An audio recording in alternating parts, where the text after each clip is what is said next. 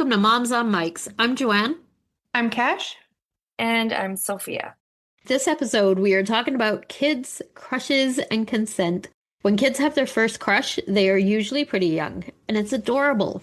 If my kids are listening, I'm so sorry. I'm going to embarrass you. So my oldest had a crush on a little girl at daycare. He was about four or five, and it was super cute. They would like hold hands all the time and constantly play together. He would talk about her nonstop at home. It was Mackenzie this and Mackenzie that. It was so sweet. My youngest had a girl that had a crush on him, and he never really said if he had a crush on her. I don't think he did per se. He did like the attention, I think, but they were in kindergarten. She would make sure that he had all his stuff before he went home. He was a little forgetful. So when it was like winter, she'd be like, here's your hat and mittens, and don't forget your backpack. And she like mommied him. It was so adorable. She brought him snacks in case, like every day, just in case he didn't have enough or in case he'd forgotten his snack. So her poor mom had to pack a snack for not only her, but for my kid, who had a snack every day, by the way. But he sure ate the other snack. So there was a bring your parent to class day or something like that. So this little girl grasping her dad's hand, she led her dad right up to my son, who was the one kid. So he did like breakdancing and stuff, so he was pretty out there. And he dressed up as Harry Potter for class like all the time or in just really bizarre clothes. So at this time, he had a 9-inch mohawk that was blue. And I mean fucking blue. Like this was so blue. Not like Smurf blue, but like very, very blue. And 9-inch up the top, all the way down the back. Like he would sleep on his side so that we didn't have to do this mohawk every day. And you could put shit on top of this mohawk. It just stood up. It was it was awesome. It was so cool. Holding her dad's hand, she walks up and she's got this big smile on her face. She is this perfect little pretty girl in this dress, like pigtails, sweet little girl. She walks up to my son with her dad, looks at her dad with this big grin, and goes, "And this is my Tyler." Aw, that's so cute.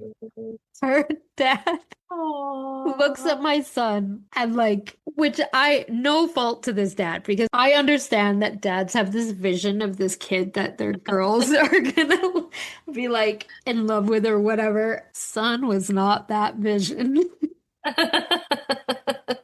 And I understand that. So she says, "And this is my Tyler." And he looks at him and goes, "Of course it is." And I am like trying not to die laughing. And my son's just standing there like, whatever. Hey, man, who are you? Like, yeah. So then he says, "Is that your natural hair color?" to my son. And this kid, he has always been this guy, like just quick as a whip, right? Like he looks his dad dead in the face, doesn't crack a smile, doesn't flinch, nothing, and goes, "Yep." This poor dad was just the look on his face, and his daughter was just so sweet and just like, "Oh, isn't he great?" Dad was like, "Oh, for fuck's sakes." His dad had a vision of Right? his future. Yeah, and I'm just laughing because like this little girl is like the most wholesome little girl. She was so sweet and like well spoken and so great. And out of all the kids and that kindergarten class, she picks the one that was, I'm pretty sure he had like red skinny jeans on and like just probably some band t-shirt and like in kindergarten, he's 5. Yeah. This 9-inch mohawk, and the dad was like, "Oh my God, my future is gonna suck." Yeah. Yeah. Right? Oh, it was so funny. And she crushed on him and like for a lot of grades. It was very sweet. And he was always super nice to her. Whether he had a crush on her or not, I don't know. He never really said, but it was so sweet. So if your kid came to you today and said, "I have a crush," would you know what to say? Or would your brain immediately short circuit? If your guys, You know, do you guys remember your kids? Well, so yeah, my daughter, right? So she last school year in grade six, she really liked a boy. He was so nice to her, right? And they were, I guess they were dating, but they wouldn't ever speak to each other, Oh right? no. Oh, it's that Like like at school. elementary dating, So right? Yeah. she would, yeah, so she would come home with like jewelry and his sweater. Oh no. And oh, yeah, I had a whole bunch of stuff from this guy. I had necklaces Yikes. and like so many. Yeah. Oh, and on her birthday, he literally bought her a bouquet of flowers.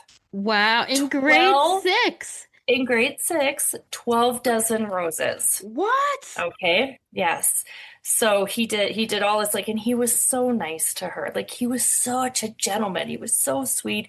He was so kind. And then grade seven hit. Yeah. And I guess she had access to one of his, I don't know, she heard a rumor but she saw a message that he was messaging to one of his friends saying that he has a new girlfriend. Oh And no. yeah, and he's like, I've already kissed her, unlike, my daughter, who he has, like, my daughter wouldn't even talk to him, right? Because Yeah. they were just, she's so shy. And so she's like, I'm done. We're broken up. That's it. I don't wanna, Oh. right? I mean, good for And her though, right? Like, yeah, yeah. but now months later, I'm sorry. And, No, I really like you. And she's just like, no. She's good. like, nope, nope, nope, and nope. Yeah, no. That's good for her that that Yeah. at her age she's confident enough to be like, I don't need you. Like, She is confident enough yeah. for that because she deserves better than that. Despite like how sweet he was to her, like he was really sweet to her. He was always giving her That's gifts, like so weird for him to constantly. like And change then like that then. suddenly, yeah, I don't know, maybe because he didn't get that, like she didn't give it back, Yeah. right? Like I don't know. She's very shy, but she's very confident. Yeah. And right, maybe he was expecting something in return, and she was like, I'm not kissing you. Right. I mean, they're still I'm not so holding your young. hand. Yeah. Yeah, so Yeah, it's tough when they're so young, right? I hate to say, but I mean, 4 years later than what your daughter is now, I was married, so I'm not that yeah, helpful. yeah, yeah. She's not getting married. I would not recommend it She's in the to people, careers, by the yeah. way. But yeah, no, I haven't dealt with very many crushes. Like my son had a crush on a little girl in grade one, but it was very like it wasn't anything.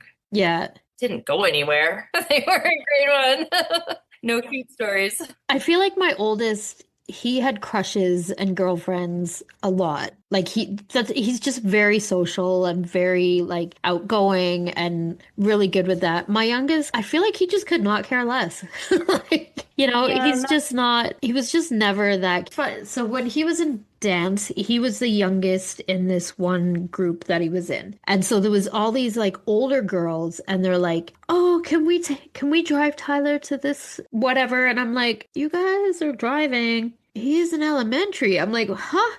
But I'm like, "Whatever, have a good time." Like I knew that they just thought like it was like my cute little brother or whatever, right? Like it was that way for them. And I remember there was one that he was like, "She's just such a great dancer," and he would talk about like that. And I'm like, "Is that a crush or is he genuinely just like her dancing?" I'm like, "I yeah. don't know." But yeah, he was just never.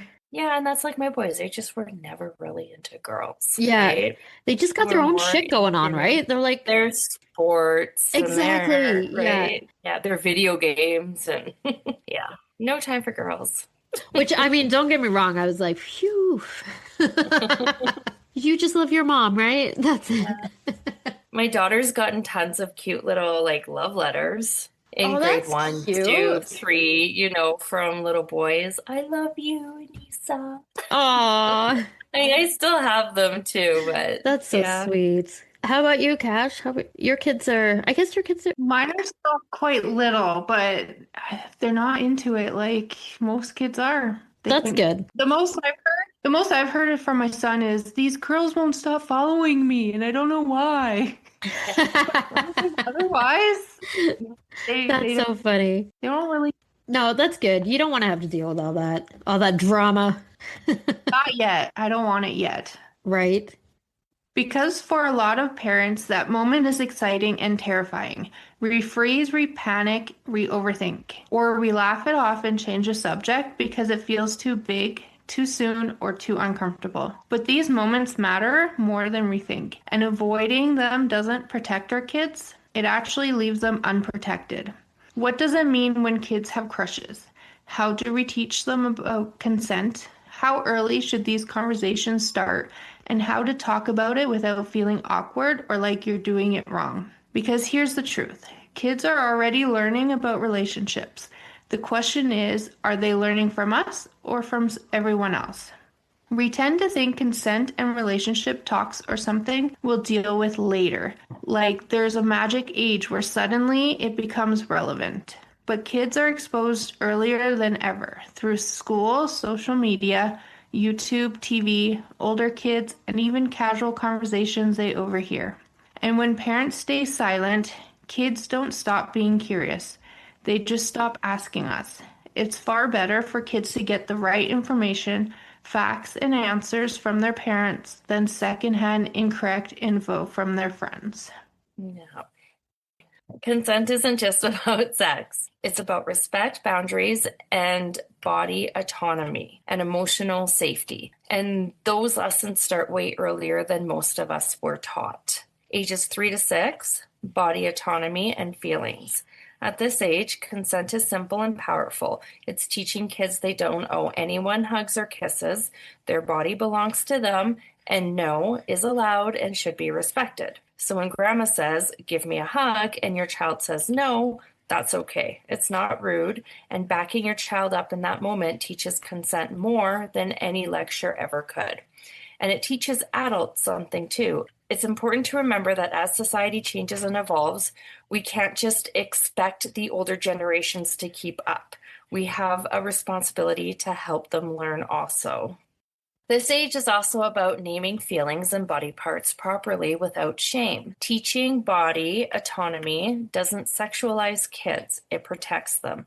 It's time to have the conversation that nobody is to touch your private parts, that you are not to touch other people's private parts, and the same with showing them. It is normal at this age that kids get curious. They will also need to learn to keep their hands to themselves. No hitting. We don't touch things that are not ours. We ask before we take things. All that goes along with teaching consent. Not only that they have to give consent, but they need to get consent also. Yeah, consent goes way deeper than just what we think of when we think of consent, right? It's not just about the sexual aspect of it. Yeah, I love that they teach it in school too. So, funny story. Last year, it was really icy outside, and I had a boy, and he was kind of in front of me, and he slipped on the ice, and it was my natural instinct to like catch him. Yeah. So he would fall on the ground, right? Yeah. And he looks at me and he's like, I didn't give you my consent to touch me. I'm like, oh my God. Like, dude, you're welcome. They were learning about it in school at that time. Yeah. Right? And so I was like, well, I was just trying to save you from getting hurt. Sorry. It was Right? just my instinct just to, Yeah. catch him so he didn't fall. But yeah, I thought that was pretty funny. I'm like, That okay, fair. So next time you go to fall, well, let's just make this clear now. Right. I am not to prevent you from falling. I think, that kind of brings up a really good point, though, especially working in childcare. We've all seen the posts. I don't know if they're satire or what they are, that we should be asking babies for consent to change their diaper. Oh, what? Have you seen these, Cash? Have you seen these? I haven't. Oh my God. Okay, so also funny story. I had an interview a couple of years ago, and the mom said she requires me to ask consent to change the kid's diaper. And I'm like, like, you want me to ask you? I'm like, you're sending them here. I'm like, I'm so confused. And she's like, no, like you need to ask the baby. I'm like, but she's a literal baby. she can't talk. Like, she can't understand. All she hears from me is blah, blah, blah, blah, blah, blah, blah, blah. Yeah, And she might go, exactly. uh-huh. That's all she's got. Like, what do you mean? And she's like, well, we're working on consent. I'm like, y'all, I'm like, this is a no for me. The situation is not going to work out. I'm not your day home lady. I'm sorry. You're going to need to find another one. I get it. I understand consent is important. I understand teaching consent is important. But that teaching starts when children can speak. Like, and I'm not trying to be ignorant here. I understand there are children that can't speak. There's nonverbal. I get all that. I'm talking in a normal, whatever. Y'all come at me for whatever words I use, whatever. In a typical situation, I'm not asking a 1-year-old if I can change their diaper because if they say no and they're in a shitty diaper, Exactly. y'all gonna be pissed off if I leave that kid in that diaper all day. Yeah. What, like, Yeah. this is a lose-lose situation. So consent 100% is important. What I would say, and I would be okay with saying is, okay, we're just gonna change your diaper now because that's all I'm doing. Like, you Yeah. know, I like consent 100% need to teach our kids, absolutely 100%. But we need to also use, it hasn't been around for a while, so some of y'all might not remember what this is, but common sense. Right. Just throwing it out there. Let's use our common sense, right? If you Yeah. are falling and someone catches you, there is actually a case somewhere in the States. So this lady is walking across the road. This car comes. This guy jumps in front of this car and pushes the lady aside. As soon as they're safely, he lets go. Like it's purely him saving her life. Yeah. This bitch goes, you know what? I'm going to sue your ass for touching me without consent. Yeah. Dude. Like, and I get it. People like to sue each other in the States. That's not a consent issue. That's Right. bitch be crazy issue. Like Yeah. when we're teaching our kids about consent, let's use our common sense and be more elaborate. It's not just a case of people can't touch you without permission. What about when Right. they go to the doctor? What if they need surgery? What if they are falling off a cliff? What if they are going to get hit by a car? What if they're slipping on ice and the teacher tries to help? Let's not follow the path of the last 10 years with society going crazy over stupid shit. Teach them, Yeah. use common sense, teach them about how consent actually works. We don't hit our friends. We didn't give them consent. I did not give you consent to pull my hair. I did not give you consent to those that make sense. If I'm falling and you can save me, please do so. You have my Right. consent forever, right? Like, let's just. But the look he gave me, I'm like, I was just trying to help you so you wouldn't fall. Right? And it's like, yeah. And then could you imagine the Sorry. parents if he'd have fallen and like split his head open on the ice right in Yeah. front of you and you'd be like, dude did not give my consent to save him. Yeah, right. And I would have to write an incident report, and I don't like writing incident reports. Right? So I'd be like, yeah, I saw it happen. It happened right in front of me. I could have helped him, but I didn't. Right? Yeah, Yeah, let's use our Yes. brain. I don't have his consent to touch him, right? So if somebody's falling, I will always try to help, right? Well, and I try and teach our kids because they'll be like, "Why do you get to change a baby diaper and I don't?" And it's like, 'cause Right. their parents gave me the consent to change their diaper. Yes, You don't get it exactly. unless you're cousins and you know that they're your aunt and they are allowing you to. That's a different Yeah, story. But otherwise, you don't get to do that. no. My kids don't even. Yeah. You're not. You do not touch that spot in any way. Yeah. But if they're like, I have a whole bunch of cousins. If they're cousins, it's a little bit different because then Right. their aunt will be like, "Oh yeah, you could do that," or I hear, "Oh yeah." But also, kids, you don't want to change diapers yet. God, avoid mine that as love long as it. possible. Mine love it because I have all like brothers and sisters, and they will change their siblings' bum for me if I let them. That's amazing. Oh yeah, they love it. You should see them with the dolls, and they pretend to wipe, and oh yeah. Until you're really like, okay, he had explosive diarrhea. You're up. Yeah, yeah. They'd be like, I changed my mind. I mean, I haven't had explosive diarrhea in 2 years now, so I'm lucky. Oh, Nice. that is Everyone's lucky. potty trained for me right now. So at around 7 to 9 years old is when crushes start popping up, and parents often think it's innocent.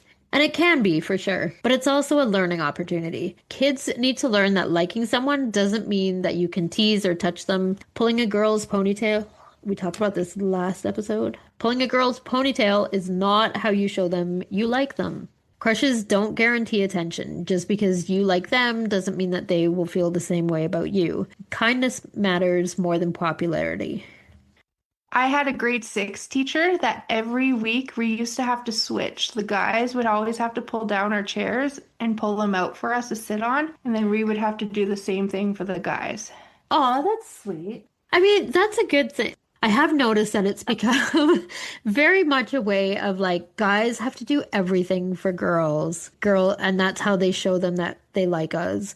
And then we don't do anything for them. I don't know if it's being a boy mom or what, but like the expectations that girls seem to have nowadays for the guy, it's crazy, right? Like, be sweet, be sensitive, make good money, be protector, take care of me, do all this, do all that. Don't be chauvinistic. Don't be like a toxic male, but protect me from everything. Like, hold on.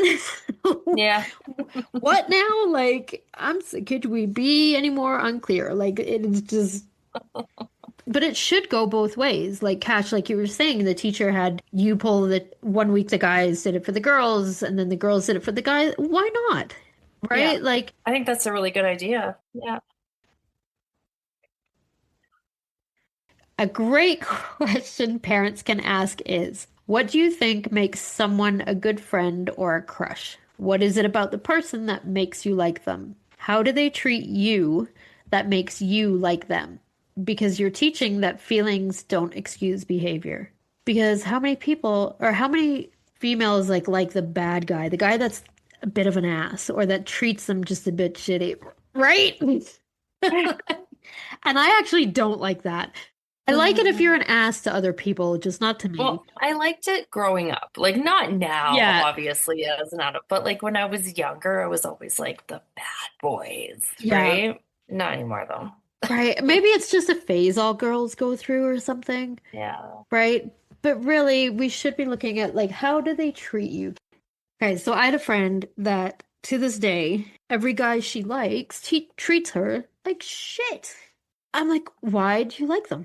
Instead of, oh, he's good looking, or instead of just teaching our kids, we need to teach our girls that how the person treats you is more important than how they look like in a fireman uniform with no shirt. We need to somehow stop girls crushing on the bad guy, the asshole. Yeah, my husband's a bad boy, right? And that's likely what attracted me to him, the whole, bad boy look. But Yeah. a bad boy, but he's kind of a nerd, right? Yeah. Like That's a bad boy good, geek. right? Yeah. So he's a responsible bad boy. See, And he's that's not what everybody mean to me. needs. Yeah. He's not mean to me, right? Yeah. So, That's exactly it. You want a guy that would protect you from anything, right? The guy that's he would literally die for you or kill for you. yeah. But he would also rub your feet and he would Yeah. also go to the store and buy your tampons. Like Yeah. that's the Yeah. guy. Like, so yeah, he's Yeah. this big, tough, rough, Yeah. but then we'll still cry while they're watching Yeah. sad movies with you if that's what That's you're my into, husband. right? Yeah. Yeah. Yeah. Ages 10 to 12. Boundaries and peer pressure start to come into play. This is where consent expands beyond physical touch. Now we're talking about personal boundaries, respecting no without guilt or anger, and group pressure and social dynamics. Consent also includes not forcing friendship, not pressuring someone to share secrets, and not teasing when someone sets a boundary. Consent must be freely given and can be changed at any time. When it comes to teens, dating, digital consent, and emotional safety, this is where things get real and where parents often panic. Instead of focusing only on rules, teens need tools. That includes conversations about emotional pressure, guilt-based manipulation, texting and image sharing, and respecting digital boundaries. One of the most important messages you can give your teen is this: if you feel scared to say no, it's not consent. That one sentence can protect them for life. Let's talk about the fears parents don't always say out loud. Like, talking about this encourages sex. My kid is too young. I don't want to say the wrong thing. Here's the truth. Silence doesn't delay curiosity. It just removes guidance. And you don't need perfect language. You just need to be approachable. You're not planting ideas, you're planting safety. When kids don't learn consent early, it shows up later as teens and adults. That can look like poor boundaries, confusing attention with affection, tolerating control or pressure, or struggling to recognize unhealthy relationships. So many adults in unhealthy relationships were never taught that love and respect are supposed to feel safe. This isn't about fear, it's about prevention. That's so important. Teaching your kids that, like, if you're afraid to say no, it's not consent, that's huge. Because, I mean, Yeah. how many times as teenagers do you experience that, like, you don't really want to, but you're afraid because they either won't like you anymore or they'll tell all their Yeah. friends or whatever. Yeah. Well, I think it's super important to teach them that. I'm even teaching mine too that if they have to, use me. Yeah. Use me if you don't want to do something and they don't want to listen to you, just say that my mom won't let you do it. Yeah. That's what I tell my daughter all the time because boys ask her out all the time. And I'm like, just tell them my mom says I'm not allowed to date. Right? Right? If you don't want to hurt their feelings, right? Just my mom says I'm not allowed. Yeah. I'm like, I'll take the blame. Yeah. I think as a parent of boys, Sophia, well, actually, you both have boys, so you'll Oh, yeah. totally get this. It's the same lesson, but we have to teach it in a whole different way. We have to teach them that a girl can say no without actually saying the words no. If they're uncomfortable, if they're pulling away, you have to read what Body their language. body language. And Yeah.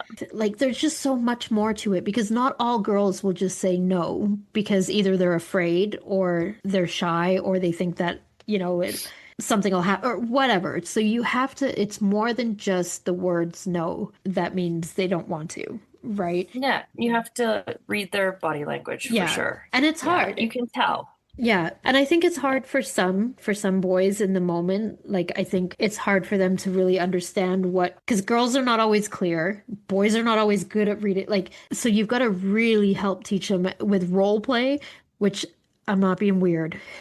I mean role play as in, like, if I give you this look, do you think that means yes or no? If I sit all the way over as far away from you, do you think that it means I want, like, to interact with you? Do you know, like, that kind of stuff? Like, because they might not always understand. To just assume that they're going to be good at reading body language is a terrible idea. I mean, I'm not good at reading body language and reading, like, social cues and shit. And there's lots of people that aren't. So we've got to help them look for more cues than just no.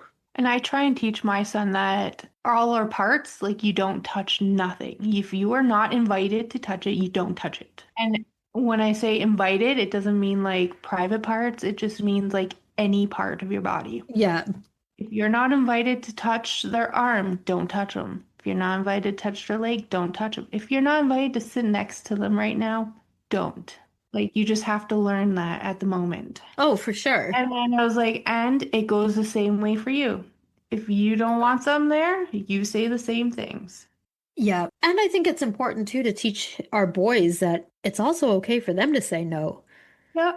I think some boys maybe don't understand that they have that choice too, right? Like, they can say no just as much. Like, consent works for them as well. So You don't need the talk. You need ongoing conversations. Start with TV shows, school situations, or things your child brings up naturally. A simple opener. That made me think about something important. Can we talk about it? The goal isn't one perfect conversation. It's building trust over time. If this topic feels uncomfortable, that doesn't mean you're doing it wrong. It means you care. Your kids won't remember perfect wording. They'll remember whether you were safe to talk to. Consent conversations don't end in childhood. They protect it, and they build the foundation for healthy relationships long before dating ever begins.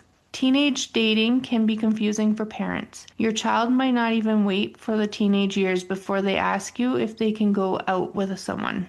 According to American Academy of Pediatrics, kids start dating at an average age of 12 and a half for girls and 13 and a half for boys. Every teen or preteen is different, though, and your child might be ready sooner or later than their peers. If your child has started to bring up dating, start by figuring out what they mean by dating.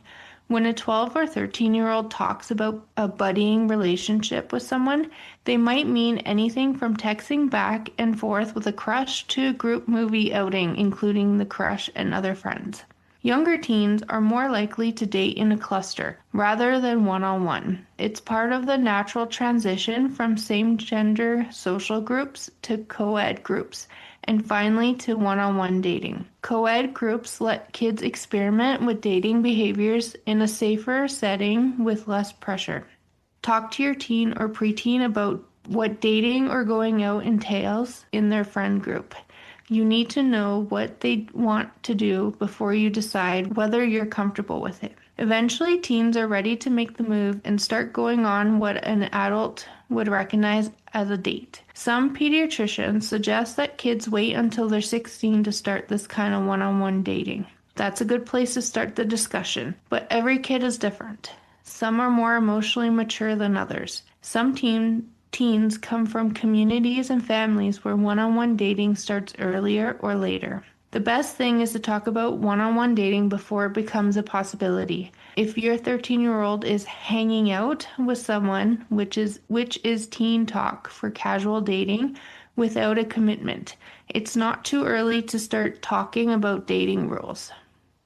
Yeah, I think it's super important to make sure that your line of communication is open with your preteens and young teenagers. Well, I guess like all the way through, but it's embarrassing sometimes for that. I mean, I never talked to my parents about anything like this. We never had the talk or anything like that, right?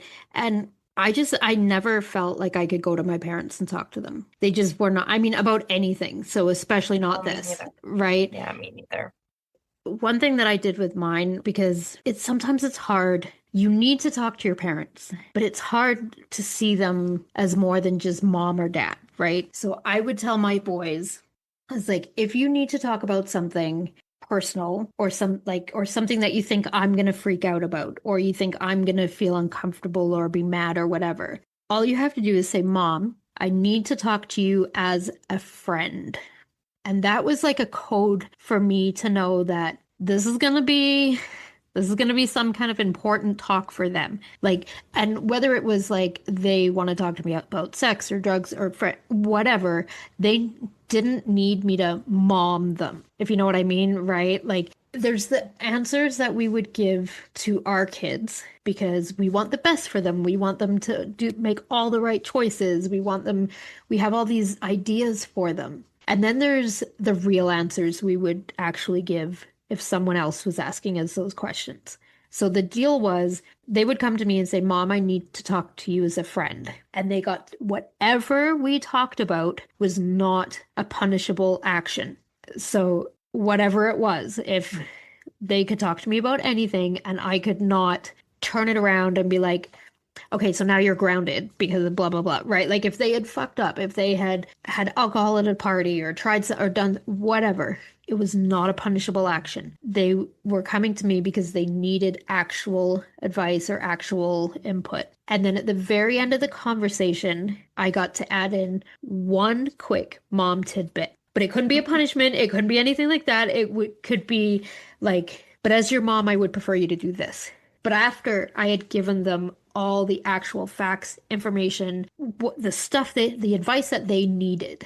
Because talking to mom sometimes that's not what you need, but you need the adult, the wisdom, that stuff. But you don't need your mom to tell you how, for example, like this was never a topic, but like for something I could think of is like if they had broken up with their girlfriend and they were devastated and because let's say they were 15 and they're like, I was going to marry her and all this. As a mom, we're going to be like, dipshit, you're 15. Of course you weren't going to marry her. Who gives a shit? Wait a week, you're going to find someone else. That's not what they need to hear. They need to hear, I am so sorry. How are you Yeah. feeling?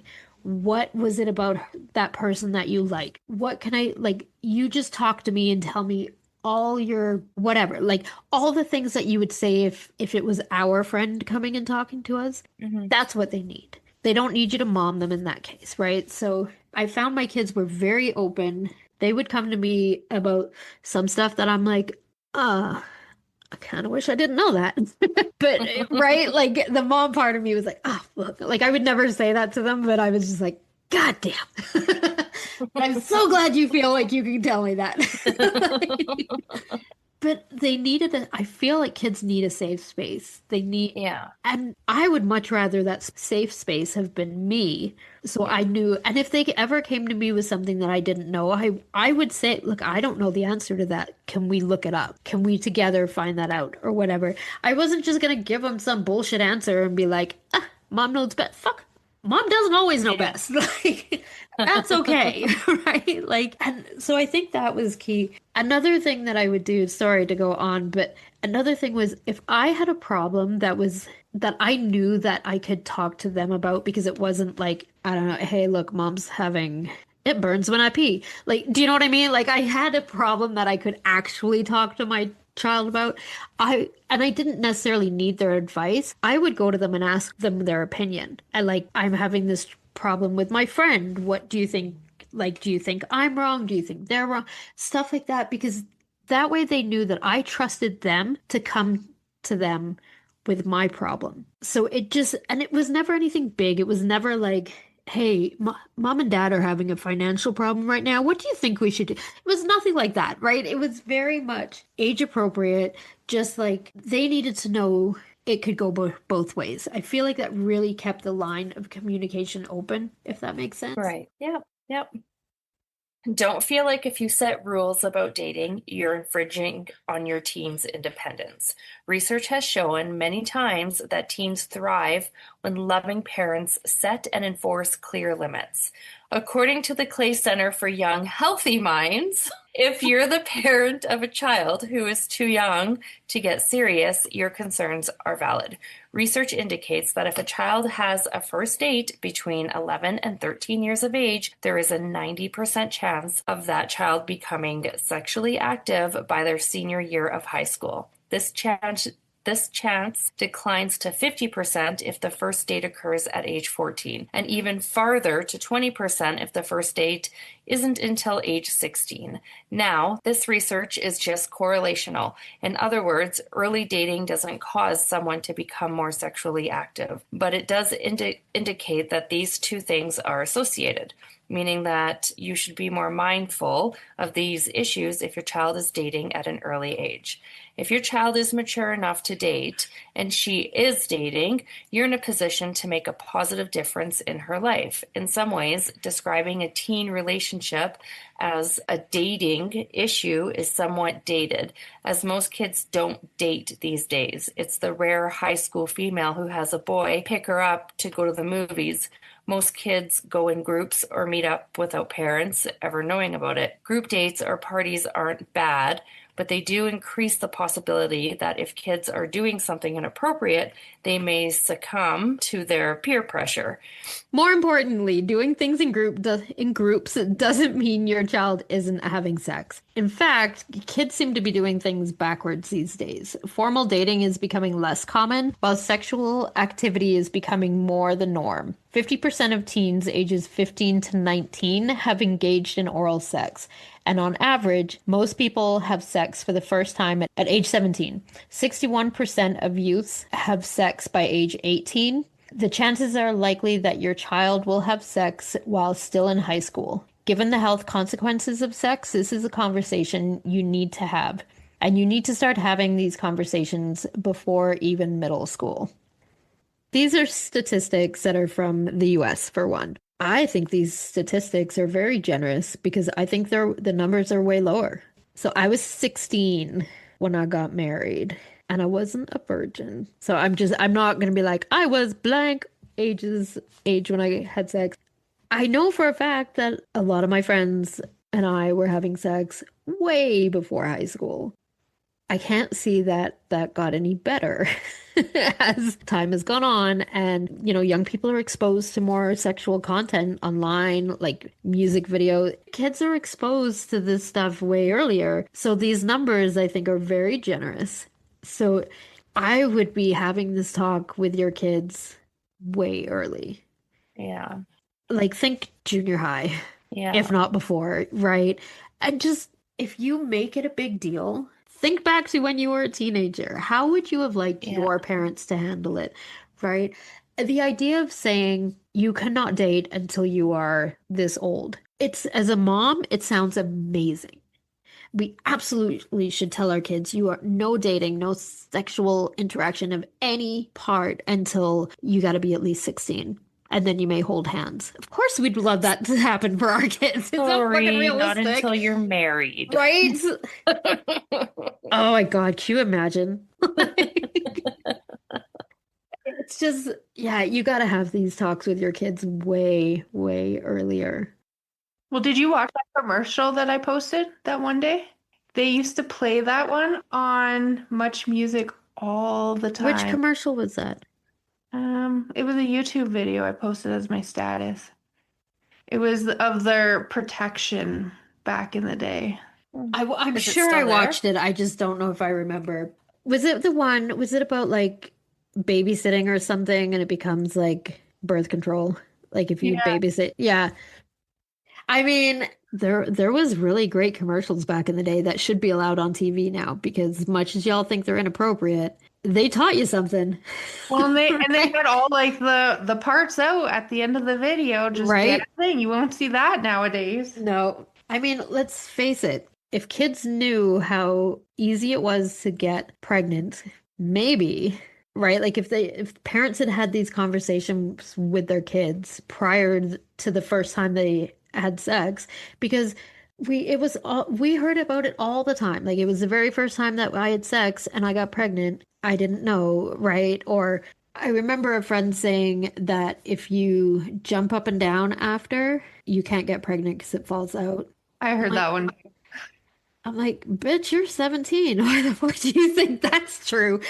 Like, or go pee right after it, fix it. No, it doesn't. Jesus. Like, I think we need more details. They need more, like, the stuff they learn in sex ed, because they don't really teach you all those, not until like later grades, right? Am I remembering that correctly? I'm not from Alberta, so I only had one class and one class only. I just I don't remember think them they talking call about it, periods.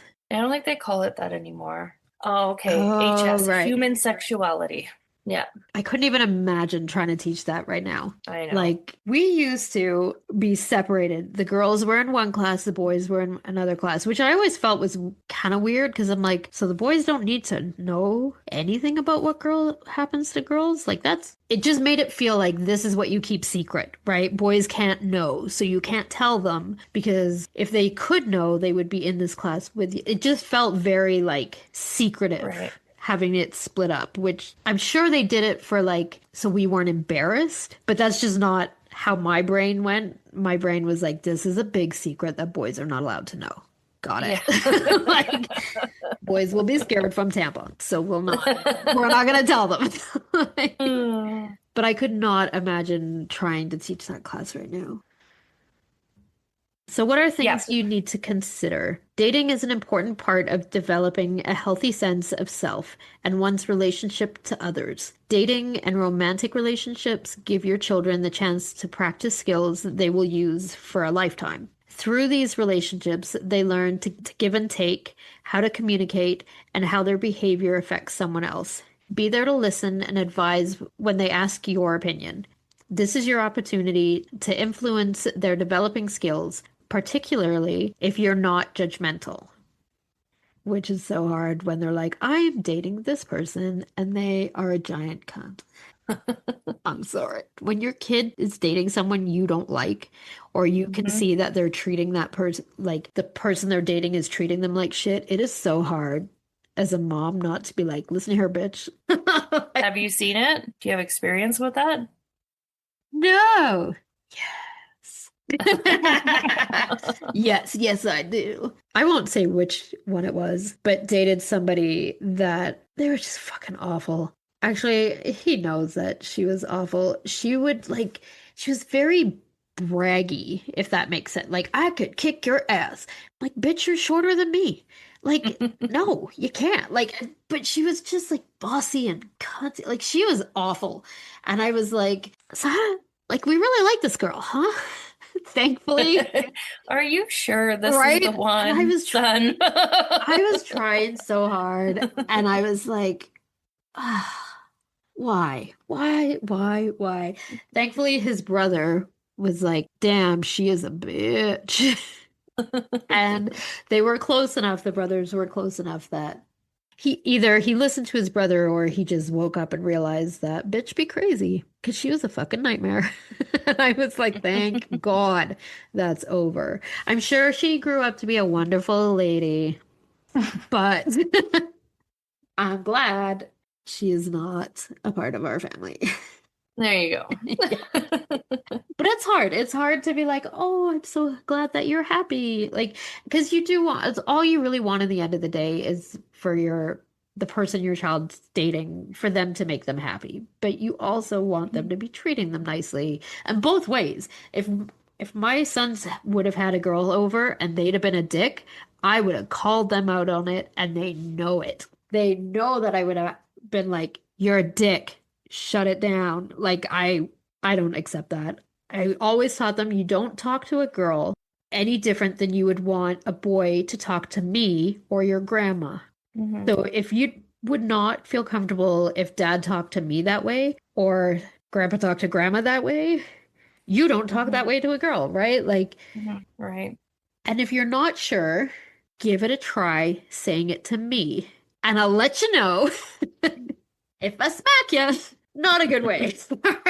Like, yeah, it's important both people treat each other nicely. So encourage group and school activities so that they have outlets other than romantic relationships. Talk about sex starting in elementary school and reiterate relationships over sex. Talk to them about what constitutes respect, love, and fulfillment, and over the years, tie this into sex and more intense relationships. Don't be afraid to express your family values on this topic and be specific about your viewpoints, as preteens and teens have a tendency to make up their own rules and justifications for their behavior. Yep. Oh, as they go. Yeah, they sure do. Oh, teenagers are nightmares. So glad that's over. Sorry to y'all, because you guys are one's in the thick of it, and the other one's it's coming up. I'm dreading. I'm not gonna lie, I'm dreading it. I mean, it's fun. Actually, I can't even complain that much. My boys were pretty great as teenagers. We didn't have a lot of drama or much of anything compared to what I've seen from other people. I'm like, I've thanked them. I'm like, you guys were awesome. Thank you so much. I don't think my son will be too bad, but my daughter, oh boy. Right? How were you a nightmare as a teenage girl? Mine's different though, because I had a narcissist as a mother. So Right. I kind of rebelled a little bit. I don't think I was that bad, but it's a little different. Yeah, I was. for you. I Me was too. really bad. Yeah. It wasn't good, but I mean, I only had 3 teenagers before I was married, but I was a pain in the ass. Really good for those 3 years. I mean, I don't know. Should ask my husband, hey, babe, how was Yeah, it? How was I as a teenager? You're like, you're a fucking nightmare. Kids don't just have sex at night. After school is prime time for kids to get into trouble, and this is particularly true for middle school students. Teens are more likely to have sex when there is less after school supervision. Plan your schedules with this in mind. My parents used to work nights. They would work like the noon till 9 shift or the 1 till 9 shift. There was nobody home when I came home from school ever. oh my God. It was amazing. I was so bad. I do not recommend that to parents out there. Make sure somebody's home. Just because your kid doesn't technically need a babysitter. They do. Be clear about your rules regarding curfews and use of technology. Encourage your kids to make your house the hangout place, but make sure they know and abide by the rules for what constitutes appropriate behavior. Make sure they know the appropriate use and misuse of the internet and social media. Be aware of the possibility of physical and emotional abuse. Talk to your teens about what constitutes inappropriate behavior and assure them that they can discuss anything with you. Finally, keep in mind that while these issues of the heart look so transient to us, they are not perceived that way by our kids. A broken heart can be devastating at a young age, and the first one can be the hardest. These relationships affect a child's mood and performance in school. As a parent, you need to be aware of what your child is doing while keeping the lines of communication open. You need to strike a balance between not judging while clearly being judgmental if her behavior is putting her at risk emotionally or physically. This is one of the trickiest tightropes a parent can walk, but it also one of the most important ways to help your children become better equipped for relationships they will need to negotiate throughout their lives. At the end of the day, it's important to remember kids are going to have sex whether you have prepared them or not. You have no say in what they decide and who they decide to have sex with. So sheltering them, telling them they are not allowed, shaming them, and not talking to them won't help them at all. Keep an open line of communication. Show them they can trust you, that you will respect them and listen to what they have to say. Be supportive, share your own experiences, and talk to them, not at them. If you have taught them self-worth, to have self-respect and self-confidence, trust in them. Yeah, can you imagine say you're not allowed to have sex? Okay. I mean, we all hope that our kids wait until they're older. When it happens, it happens. Parents don't get a say. And shaming them after, like if they come to you and talk to you about it after the fact, just be supportive. Whatever your views were, whatever your hopes and dreams and all that shit, those are your hopes and dreams and opinions. You can't put that on your kid, right? Like if you had this hope that your child would be a virgin until they got married, like we said, that's what your hopes were, not Yeah. theirs. And once they've already done it, for one, you should have prepared them before. That's on you for not doing that. I kind of feel the more social and outgoing and extroverted your child is, could mean that you need to have these conversations earlier. The shy kids are not usually the ones that are out there doing the things because they're shy, right? Yeah. The ones that are like, let's party. Those are the ones you need to be having conversations with. Yeah. Oh, I'm so glad this shit is all over with for me. I'm so sorry for all you parents out there that are in this, but just be open and talk to them. It's not that bad. There's lots of movies that you can watch to learn how not to talk to your child about sex. I'm going to suggest American Pie. It's a terrible way of how to talk to your kids about Oh my sex. God. That was such a funny movie. Apparently, that young people today find that movie so offensive. Oh, I bet. Of course they do. Really? You think that it's offensive? It's funny No, as I hell. don't. I don't But, think it no. is. But like I can't understand why they would think it's offensive. Because people are very sensitive and think everything is offensive, Oh, that's fair. right? Like it's offensive to apple pies. Because that boy destroyed that damn pie. And Bandcamp. Yes. Never look at Bandcamp the same again. Oh my Or God. flutes. Right?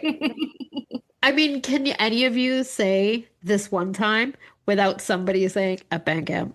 Yeah. My kids say it. They would say it all the time, and people would be Yeah. like, "How do you know what that means?" I'm like, I don't know. Those movies are great, though. They're so funny.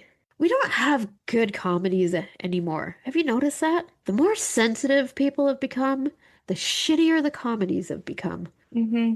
It's true. Right? Because you can't make jokes about anything because it's offensive. It's a joke. It's meant to be offensive. Isn't that the point? Like, it's also funny.